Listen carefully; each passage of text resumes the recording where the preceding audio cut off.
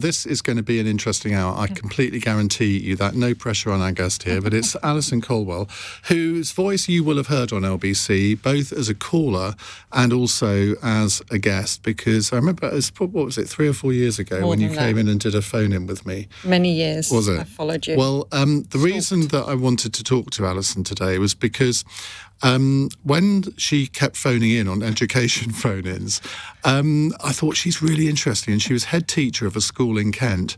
And eventually I'd said, look, I want to come and visit your school, because she told the story of how when she came into the school, it was very much a failing school. And as a head teacher, she had helped with a lot of other people to turn it round. And I thought, I want to go and see it. So I suppose the last time I'd been to see a school was when I was a political candidate back in 2003-04. So I went, and I was absolutely, I don't know what I expected, but I was really, really impressed with what the school was like. It was very clean, it was very tidy, all the children seemed to behave. I went into various lessons and they were all eagerly learning. And then I met some of the kids, and they told me, some of the older ones, what the school had been like before Alison took over. And I think a lot of us have always been under the impression that it's impossible to sack a school teacher because the unions would go mad. Well, I think by the time she finished, there were very few of the original teachers there, and that was a key reason why the school had turned round. And she's written this book called No Excuses, Turning Around One of Britain's Toughest Schools. And I've read it during the course of the day, and it is absolutely brilliant. You don't have to be a parent, you don't have to be a teacher, you don't have to be a head teacher to enjoy it, or be horrified by it, frankly, because there are horrific things that she recounts, particularly the kind of abuse, verbal abuse that she got, not just from the kids, but from their parents as well. And I suspect if you are a teacher in a similar school throughout the country, you could say, yeah, that happens to me on a daily basis. So, Alison, it's great to have you on the programme again. Thank you. Why did you decide to put it all on paper? Well, thank you. That's a very, very kind and generous introduction. And you said about it's not, mainly the parent. The children were never the trouble. I always say this when you go into a school. Kids are kids, children are children. It's never going to be. It's never the children that are the problem. I spent a long time sort of saying to people, "My goodness, you won't believe this. You won't believe this." And then there came a point when I thought, well, maybe I should just actually put pen to paper. So it's as I say, a very kind introduction, very kind acknowledgement of what the team did, because that's the thing that I really hope does come through in the book. That I talk about the myth of the superhead, and I talk about the nonsense of someone single-handedly turning things around. It's all about the team. It's all about the we. Well, it is, but they have to be led. And you have to be a leader to get people to do what you think needs to be done, whether you're dealing with teachers, whether you're trying to persuade parents or even the kids. And maybe I've been too modest, actually, in recent weeks, because, there's been some sort of negativity about, there's been some publicity around the book and some negativity around me, which I have tried to counter, because I have always been I am very blunt and very honest and very frank about all of it. And I have made the point, and as I've just said, that it is all about the we. The point of the book is that it is all about leadership. Yes, it is all about setting the culture, setting the tone, making the standards, having the expectations, holding people to account. Of course, all roads lead to Rome, and I never shied from that, and I never will. But fundamentally and ultimately, it is no person can single-handedly do that. It is about astonishing people, and that is the point of the book and the reason for the book, whatever some of the critics in recent days have said. What are the critics saying? Well, I mean, I've been shafted twice by the Sunday Times. I was shafted in the first instance by a journalist who encouraged me to take an anonymised deal, and then weeks before it went to print, outed me. Curious. I mean, it's curious, bearing in mind that the original publisher was part of the News UK group. She will, you sleep with yourself, don't you? You have your 3 o'clock in the morning moments. I have no idea to this day why she chose to do that, but that was quite a challenge, because literally the book was going to print, and then, as I say, pause was put on the printing press or whatever it is these days. And then, do you know what? Last Sunday, another interview in the Sunday Times. I felt he was a bit of a smiling assassin, because in our hour-long interview, I felt that I'd given good account of the story, and the story of the we, and the story of the team, and the story of the school. And the interview talked about narcissism. It talked about fabrication. I mean, the only good thing that's come out of that is that I've been inundated with people in the last week saying, never met anyone less narcissistic and egotistical than you, didn't recognise that interview.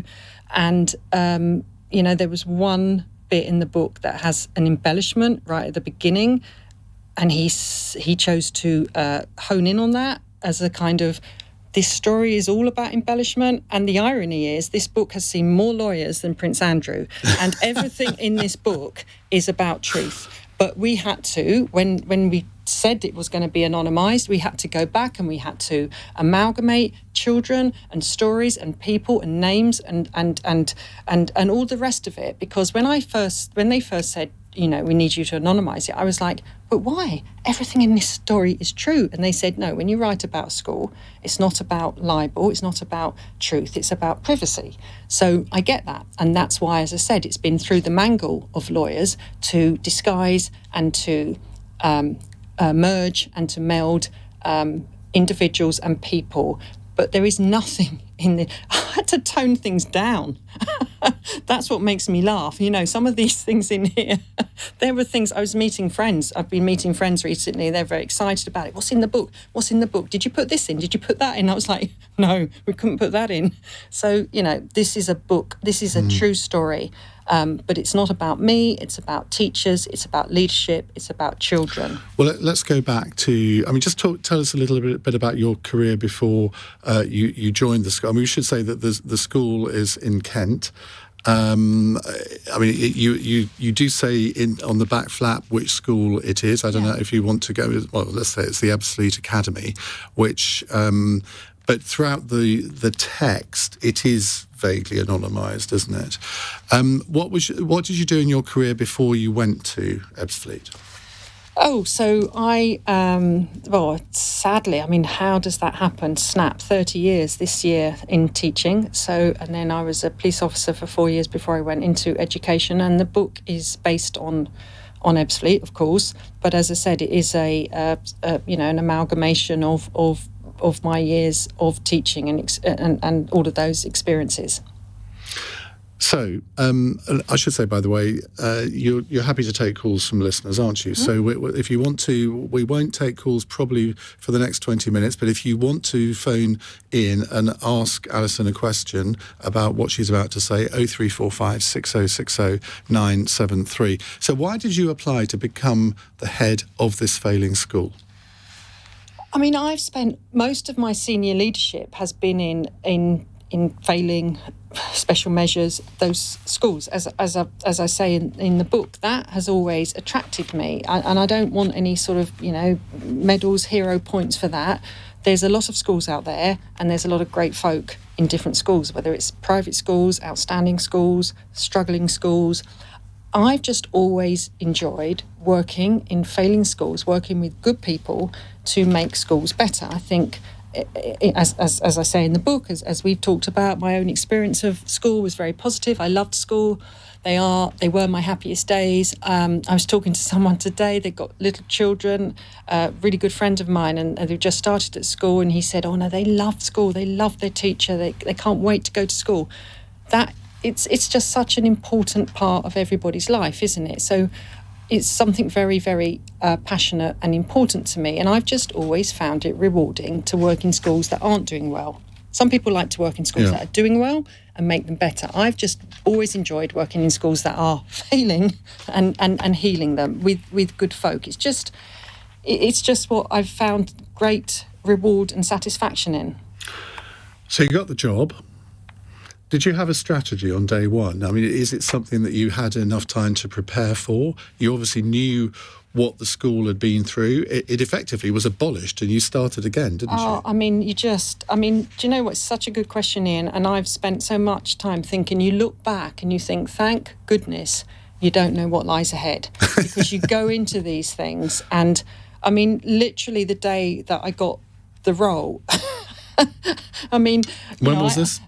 2012. But Right. I mean, I have drawn on my 30 years now of experience. You draw on your belief, you draw on your heart. Everything comes from within with me. I'm very big on instinct and gut feeling about stuff. But sometimes you're just out there.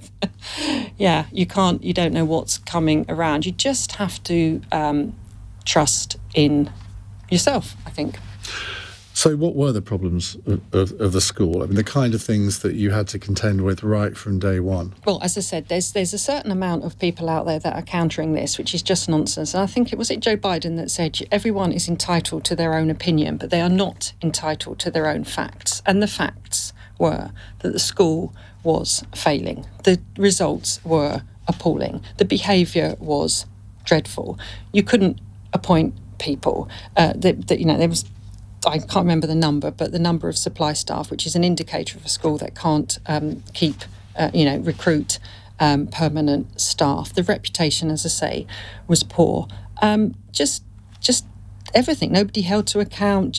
And this is not unique to this school. And as I said, the school in the book is an amalgam of many schools. And sadly, there's many schools around the country. You've asked people to phone in. Maybe people will identify with this. It just still makes me very sad that any school should be like this, because it's not rocket science. It's not complicated. I always say it's not complicated. It's not complex. It takes hard work, and it takes commitment, and it takes belief and passion from people. But it's not complicated. The things you need to do to have strong schools. I'm just going to read out, and part of the book is diary entries. I'm just going to read out one of the milder ones, because most of them I couldn't read out because I'd be taken off air. But we had to listen to it. We had to have it. Absolutely. My staff had to hear this. And these were secondary school age, from 11 to 16 initially, and then you created a sixth form. And the F word, the C word were just routinely used in a very, very aggressive way by kids of those age group. Right, this is a little entry. Cheryl's dad is in again for yet another meeting about his daughter's prolonged periods of unauthorised absence. He faces yet another fine from the local authority. Although there being so many fines issued, the courts can never, in reality, collect them, nor take action against those who just choose not to pay. Although this is not a child who is known for upholding the highest standards of uniform, the claim this time is that Cheryl hasn't got shoes, and Dad can't afford to get them yet. And you know what she's like. She won't wear 30 quid shoes. You know what I mean, he tuts, nudging Cheryl, who sits bouncing her leg truculently next to him. Actually, no, I don't, I say. I would have thought 30 quid shoes were ideal, seeing as how kids grow out of them so quickly. And in any case, as her father, you should be telling her what she will and won't do. Cheryl is muttering angrily under her breath.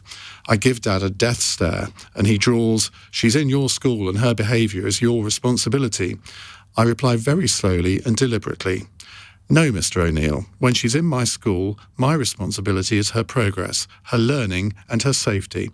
But her behaviour is always your responsibility as her parent. Cheryl starts screaming at me, accusing me of being rude to her dad.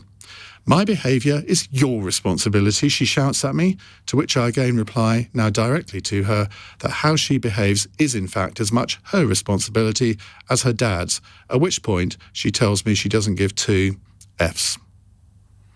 I look directly at her dad. Mr. O'Neill, is this okay? He says, Cher, shut the F up, he barks, and slams out of my office.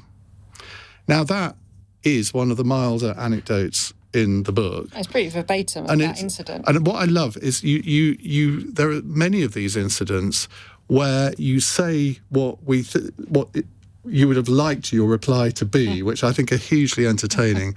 But we're going to come on to more of how Alison turned around this school with her team, because as she says, it wasn't just her, and also talking about what the kids have said about the school subsequently. It's 17 minutes past 9. This is LBC.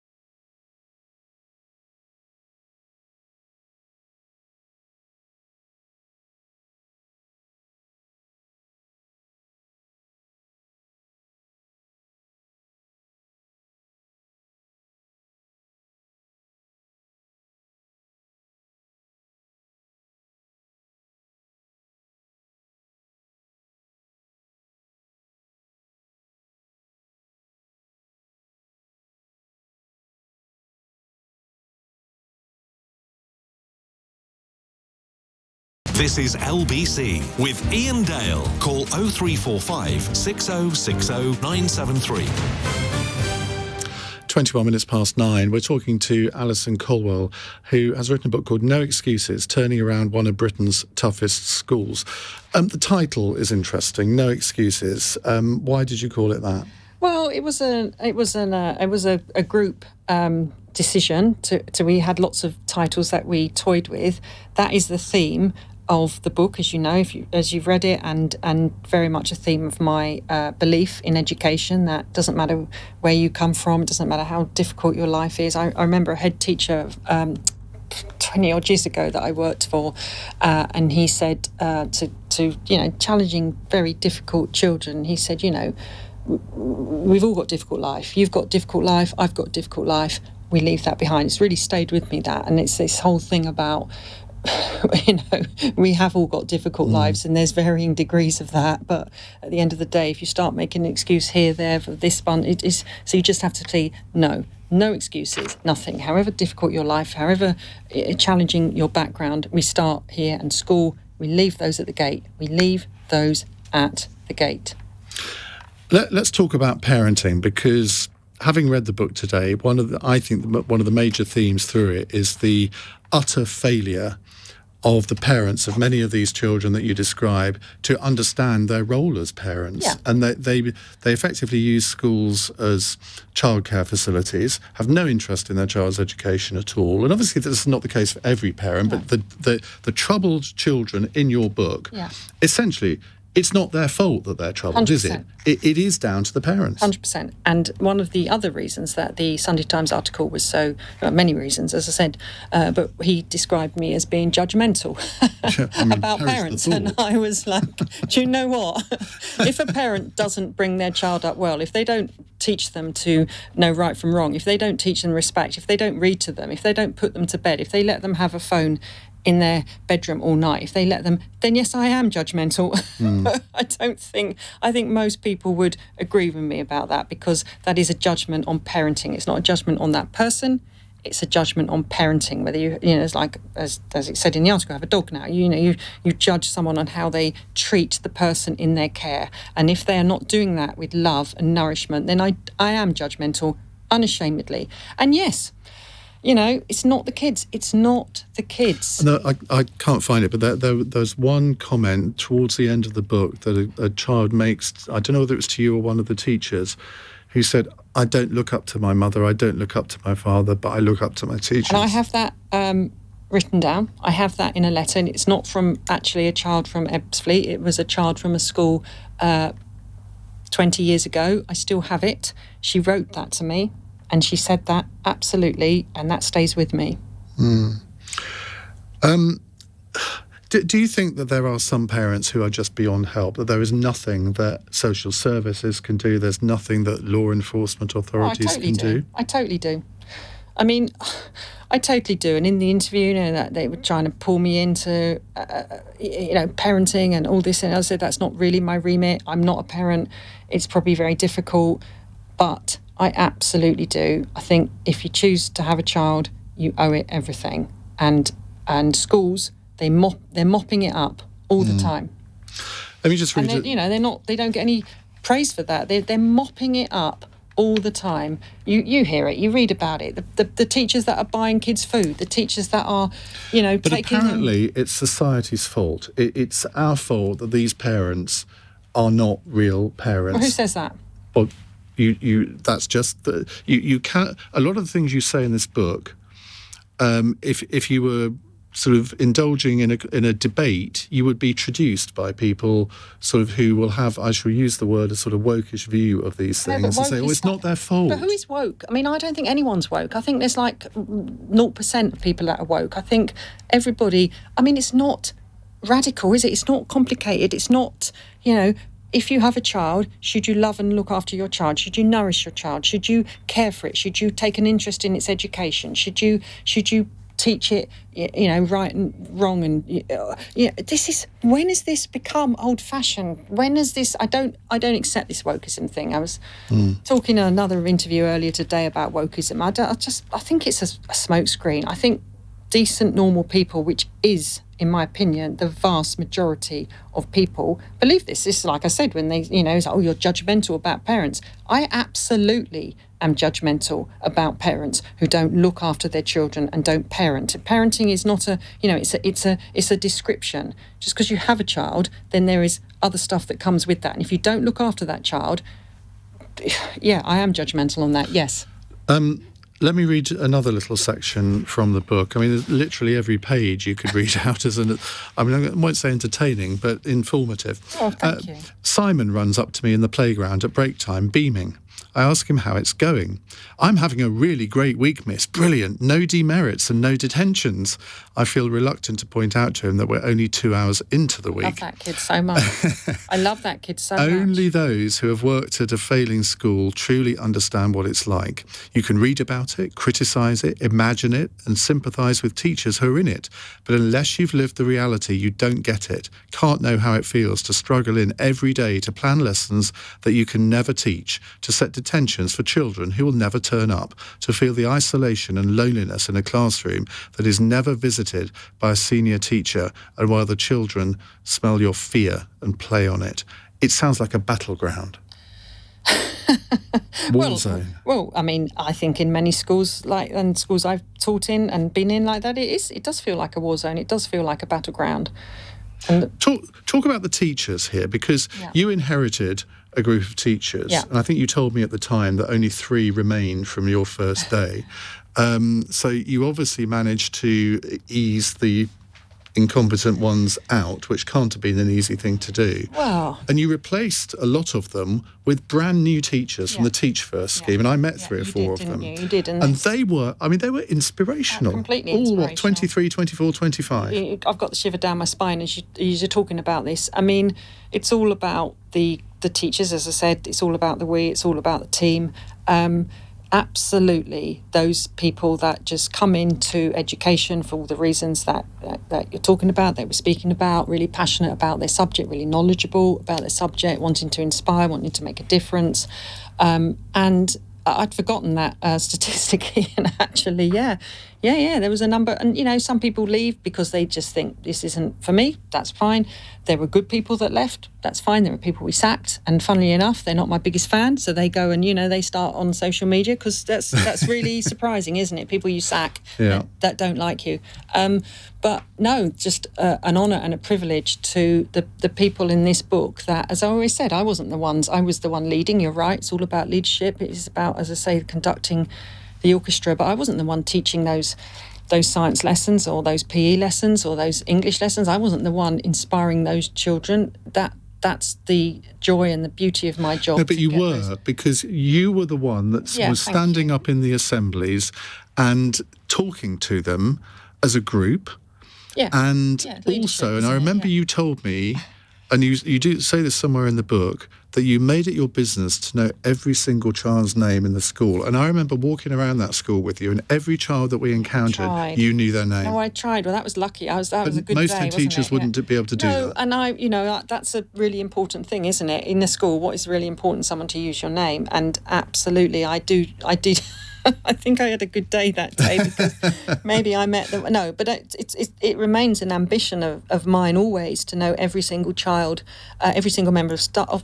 Obviously, every single member of staff name, but their partner's name, their children's name, their parents' name. We all go through stuff, and it's important to feel part of that family. How long did it take you to think, I'm getting through here, not just to the teachers, but to the kids as well? I even the ones that were missed. I mean, there's quite a few of the children in here that you tell terrible anecdotes about, but some of them actually really respected you, and even though they misbehaved, because children are intrinsically naughty, and there's nothing wrong with being occasionally naughty.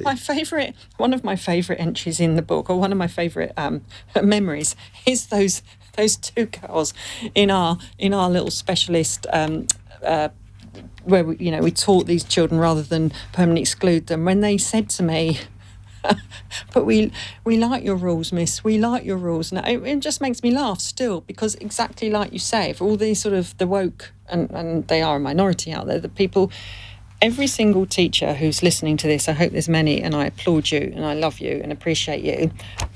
everybody knows children like structure. They like rules. They like to have that security. They do. And so those kids, when they were sort of, oh no, we got used to your rules now, miss, don't go, we got used to your rules, it just stays with me because they don't like it when the kids are throwing things around the classroom. They don't like it. Nobody really likes that. And of course, one disruptive child can ruin it for the whole class, can't they? Because no one can learn with a child constantly misbehaving. And I'm not just talking about answering back. I'm talking about violence. I'm talking about really, really appalling swearing. Well, I always liken it to the rotten apple analogy, that when you've got a school that has got no culture and control and systems and structure, and it's a failing school, you know, kids are kids, aren't they? Kids are kids are kids. And you always have this sort of inner core of children that be really, really difficult. And those are the children that probably need alternative provision and proper therapeutic, specialist schooling.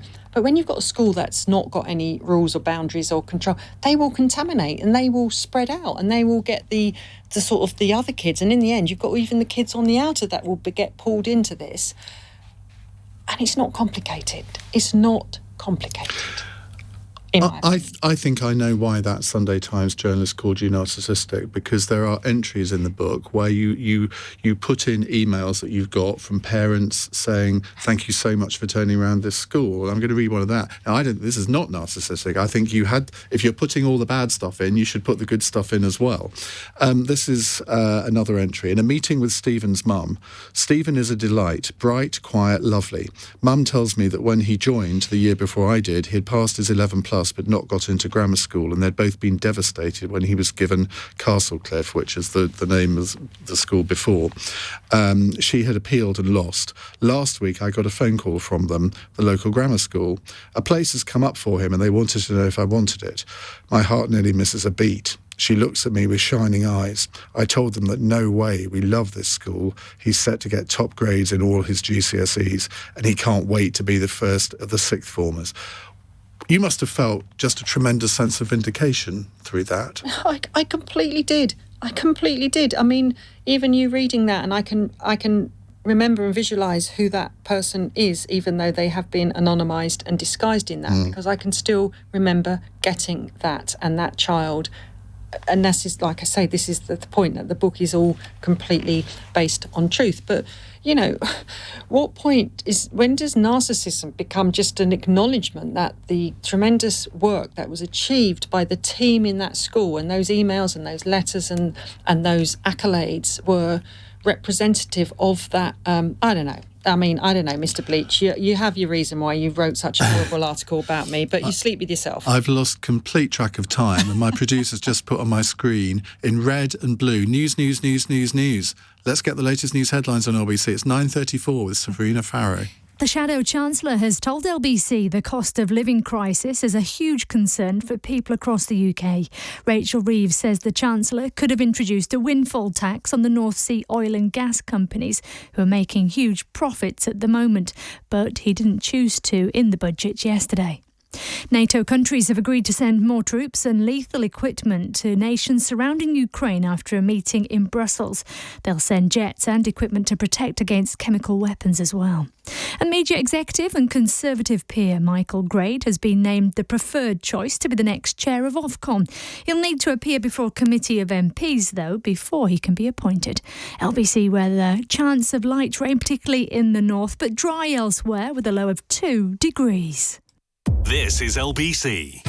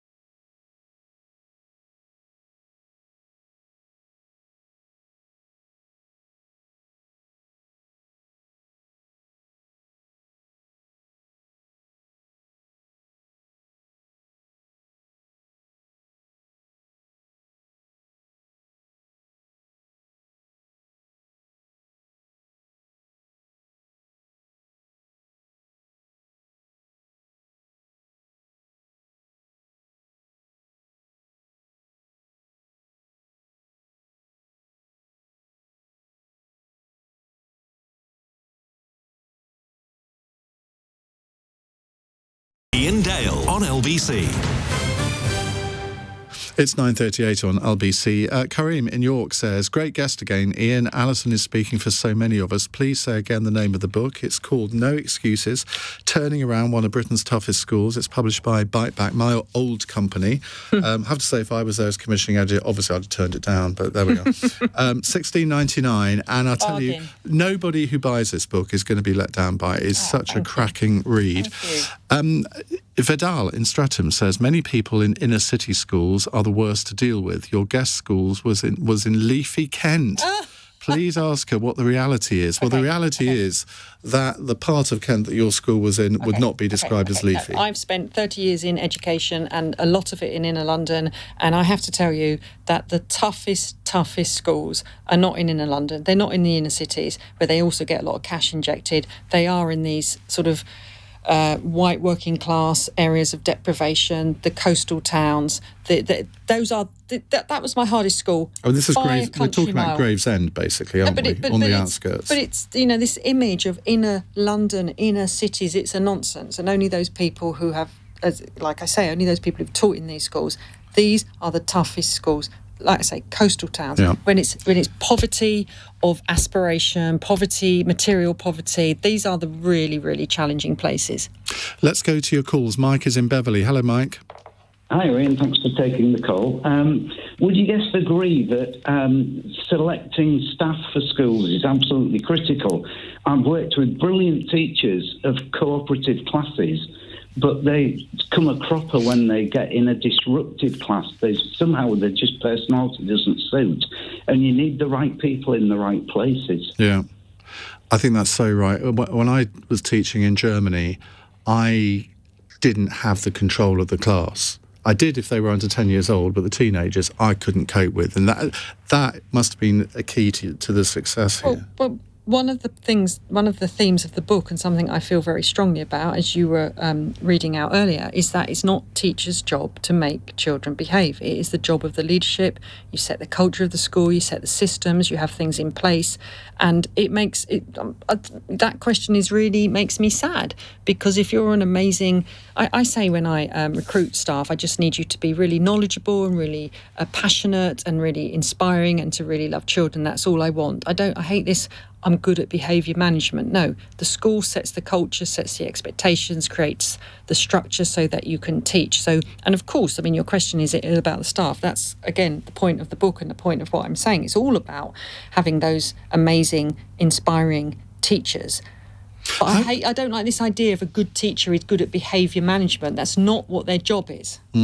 How did you recruit the right people? Because I think you adopted a bit of a different approach to traditional recruitment. I have this letter that I write to applicants, and I've had it for the last 10 years, and it's changed a little bit, but it's only ever been tweaked. And even in my job now in Mallorca, I use the same letter, and every time I got through to shortlist and I say to people, why have you applied? They say, I don't want to be sycophantic about your letter. And I'm like, no, it's not sycophantic. That's because there's a reason, because I talk about, the authenticity of me, about the school and about teaching, and about what I want, and people want something a little bit different. And I don't want, I'm just, as I say, humbled and inspired by people who are brilliant in their subject and inspiring in their knowledge and create these sort of wonderful classroom climates. And my job is to help those people to be able to do that. It's not their job to be disciplinarians, in my opinion. Did I go to the right caller there? Because on my screen it says something. Did I go to Mike in Beverley just now? I can't remember. I did. Let's go to Robbie in Streatham. Hello, Robbie. Oh, good evening, Iain. Hi. Hello, Alison. Hello. My question is, actually, I looked at your picture on the web, actually, and you look like you're a person not to be messed with. But that's is that just a good joke. thing? So, anyway, would you say that about a male teacher? Sorry? Would you say that about a man? Would I say that about? Why? This is just a quip. It was just a joke. It wasn't. Hashtag okay. joke. All right. It wasn't meant personally. It's just a joke. So, but I was going to say. What's your question, Robbie? Selection of the correct teacher was partly the key to your success. That you Well, made as I've sure said, that they were dedicated. Yeah. As I said, as I've said many times, and is said in the book, and is a bit of I am a broken record on this. My job is a very privileged role as conductor of the orchestra, and I was able to attract and recruit, and then crucially to retain people who bought into that. But it is a sense of mission. As I said, I was saying to Iain earlier about the letter that I write when we're advertising. I do talk about a sense of mission. Everything that I've said in the book, it's you don't. One thing about me is what you see is what you get. So you don't really, but people, they do buy into that. They do believe in that. These good folk that really care passionately about the things I'm talking about. So yes. I mean, Robbie's first comment was quite interesting, I think. I know you slightly took offence at it, but when you're a head teacher in a troubled school, there's got to be a bit of intimidation there, hasn't there? It can't all be sort of huggy, touchy-feely, but there are plenty... What? There's no huggy, touchy-feely. Well, there is actually. But there's plenty of incidents in the book where you describe encounters with children and indeed teachers that made you well up, that you did... Because you had emotional investment in these people, didn't you? Yeah. Yes. So it was sort of tough cop, nice cop occasionally. I think it's knowing when to. It's as you said. It's a good analogy. It's knowing when, isn't it? It's knowing when to show that side. And some of these children, some of the more extreme examples in this book of the most vulnerable on the edge children. Of course, you need to be able to know and to pick when you can show what you've just articulated. But do you know what? I don't think children should ever be afraid of teachers. I don't think they should ever be frightened. But I think they should be a little bit, when the head walks down, I think it should be a little bit of that. I do. A little bit of a frisson. I think so, but not fear. Not because they're going to get whacked. Did you ever lose your temper? I mean, really lose your temper? Because there are plenty of instances you describe where you could be forgiven for having done so. Never sort of anything that would get me sacked. Well, not that you're going to admit to, anyway. No. Well, I am. You know me, Iain. I'm not. There is no side to me. I have. Do you know what? I have shouted at children occasionally, and I've always apologised. I don't know, didn't kill them, didn't destroy them. But if you shout at someone, you've lost your control, haven't you? But if in some of the more so, at some point, and colleagues who worked with me, and I've witnessed it, and there's been colleagues when I've had to extricate them and let's come and we'll sort this out, because we're all human, aren't we? We're all human. But do you know what? I think that's a really important thing as well. So if I have ever shouted at a child, I will apologise afterwards. We expect children to apologise, and we say we're only human, because we're in these, in high stress situations, but not often, to be honest. But then, I'm old. I've been doing this a long time. Shall we have another little reading? Oh, please. Lisa's mum is in reception and is on her way up. Oh, no, she Words still from me. my receptionist that always sent a slight shiver of "here we go again-itis" down my spine. Lisa has two very different sides to her, like so many children, at times polite and bubbly, and then becoming angry and uncontrollable in a second, usually over a very slight misdemeanour, which always ends with her flouncing off home. I rather suspect at home our rules don't quite get the support from her mum that we might hope for. Your effing stupid rules in your effing stupid school being something of a clue as mum bursts angrily into my office. Today, it's over earrings. Who do you think you are, mum spits at me, a rhetorical if rather surprising question. You think you're so important, you and your... At this point, her voice changes to a cross between Hyacinth Bouquet and the Queen, which I can only imagine is intended to be an insulting imitation of my voice. Stupid rules. I've told my daughter to ignore you and your staff and not to obey your petty rules. That is quite unhelpful, Miss Evans, I attempt, but it's too late, as with one last jeering snort at me, accompanied by a look of unadulterated contempt, she grabs her daughter's hand and pulls her out of the office. I've had many such confrontations, usually worse. I know what we're doing is the right thing. I know she's not representative of the overwhelming majority of our parents, but for some reason, whether through lack of sleep or the particularly nasty look she gave me on departure, tears well up in my eyes. Not for the first time, I ask myself if it's worth it, if I shouldn't actually look for an easier, safer job in an easier, safer area. Maybe my mum is right. There's a knock on the door and I barely have time to wipe the tears away and mumble, "Come in," before Stephen walks in. "How's your day, miss?" he cheerily inquires. "Fine, Stephen. Yours?" I reply.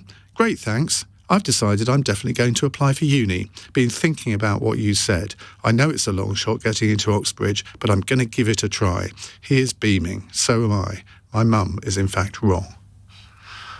I mean, you read that and you see the helplessness of your job in some ways, and then the absolutely sort of positive side of it, the rewarding side. Yeah, and that again, you reading that, and I was taken back, and I can remember that as if it was yesterday. Yeah. And it's absolutely as you just described it, and you do, and you think, and then that is the joy and the wonder of working in a school, because for all of those, and like you said at the beginning, Ian, that kid that you've just described, that she wasn't the problem. Her mum was the problem. Yeah.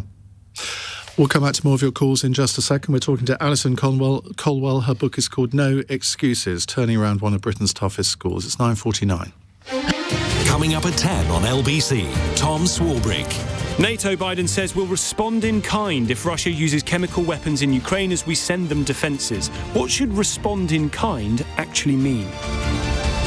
Tom Swarbrick on LBC.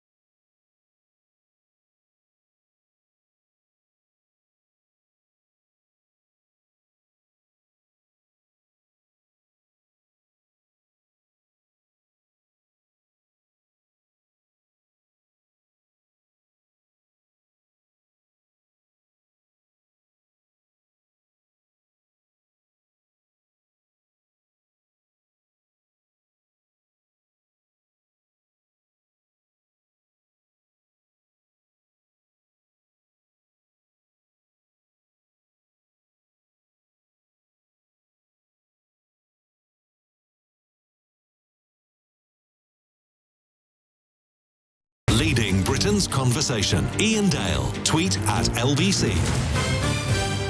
9:52. Alison Colwell is with us talking about her book, No Excuses. Let's go to Michael in Sleaford. Hello, Michael. Oh, hello, Ian. Hello, Alison. Hi. I'm a recently retired teacher, and I've listened to the conversations this evening, and it rather reminded me of a head teacher I worked for in Sussex, and he was turned around to a failing Catholic school, and he was no holds barred about how he did this, and I can remember he used to visit the classrooms of every teacher every day. Yeah. He would do bus duty, he would do playground duty. Normal stuff, yeah. He would do canteen duty with the naughty children, and the naughty children would have to, have their chores in the canteen and so on.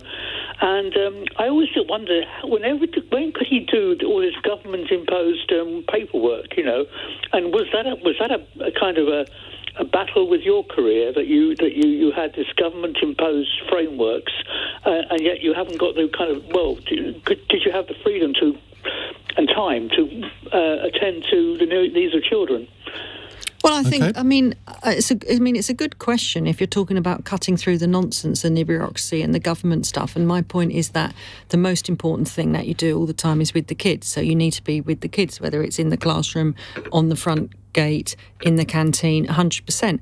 The point I make in the book, but actually in my sort of belief about leadership in schools, is that most stuff that they ask you to do is pointless, so you don't do it, and just make sure that you focus on the stuff that does need to be done. So there's a lot of government imposed this, that and the other, but most of it you just can ignore it. But you do obviously need a certain sort of strength of character, and sometimes some school leaders probably prefer to hide in their office with their coffee rather than face the children, imagine. You've written right at the end of the book an open letter, Dear Secretary of State for Education. Obviously, you don't want to put a name because they change so quickly. We're going to have Nadine Zahawi in the studio with me to do a phone-in. I think on the 21st of April. I'll be there. So I'm going to give him a copy of your book. Please. Because I think he will absolutely love it. Michael, thank you very much for that. Just before we go to our next caller, because we're slightly running out of time. You spent 7 years at the school. You decided to leave and move on. You're now head of an international school in Mallorca. Yeah. That must be a very, very different existence. Do you miss your old times? Yeah.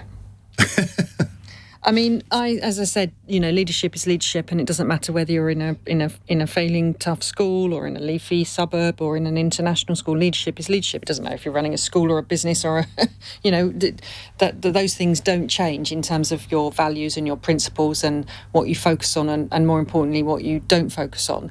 But I do miss that. I love the school I work in. I work with amazing teachers, and I enjoy the job and the children.